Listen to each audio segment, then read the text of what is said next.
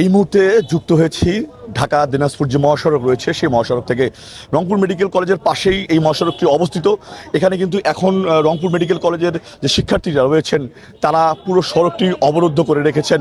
তারা দাবি করছেন তাদের যে শিক্ষার্থীকে গ্রেপ্তার করা হয়েছে, গতকালকের যে ঘটনায় গ্রেপ্তার করা হয়েছে, তাকে মুক্তি দেওয়া না পর্যন্ত এই সড়কটি অবরোধ করে রাখা হবে। আমি যদি আপনাদেরকে দেখাতে চাই, পুরো সড়কটি এখানে কিন্তু এখন পুরোপুরি অবরুদ্ধ, এবং এখানে যারা নারী শিক্ষার্থী রয়েছেন এবং যারা মেডিকেল শিক্ষার্থী রয়েছেন তারা সবাই কিন্তু এই মহাসড়কে বসে পড়েছেন এবং তারা দাবি জানাচ্ছেন যতক্ষণ পর্যন্ত তাদের সেই শিক্ষার্থীকে মুক্তি দেওয়া হবে না ততক্ষণ পর্যন্ত তারা এই মহাসড়ক অবরোধ করে রাখবেন।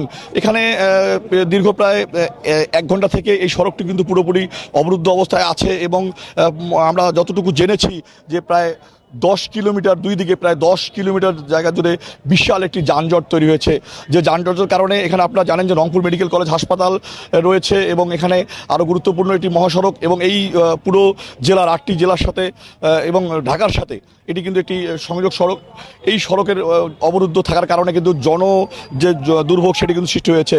এবং তারা যে দাবি করছেন যে গতকালকের যে ঘটনাটি, যে এইচএসসি শিক্ষার্থী যে মৃত্যুবরণ করেছিল, যে নগরীর একটি বেসরকারি হোটেল থেকে তিনি পড়ে গিয়েছিলেন এবং পড়ে গিয়ে মৃত্যুবরণ করেছেন, সেই শিক্ষার্থী লাস্ট কল দেখে পুলিশ বলছে যে তাকে গ্রেপ্তার করা হয়েছে। মেডিকেলের যে পঞ্চম বর্ষের শিক্ষার্থী তাকে শিক্ষার্থীদের সাথে কথা বলার জন্য পুলিশের একজন কর্মকর্তা কিন্তু আমরা দেখেছি, তিনি এখানে এসেছেন, তিনি শিক্ষার্থীদের সাথে কথা বলার চেষ্টা করেছেন। শিক্ষার্থীরা কিন্তু তাদের যে দাবি সেই দাবির প্রতি কিন্তু তারা এখনও অনড় রয়েছেন। তারা বলছেন যতক্ষণ পর্যন্ত তাদের যে সহকর্মী তাকে মুক্তি দেওয়া হবে না ততক্ষণ পর্যন্ত তারা তাদের এই যে মহাসড়ক অবরোধ করেছেন সেখান থেকে তারা সরবেন না।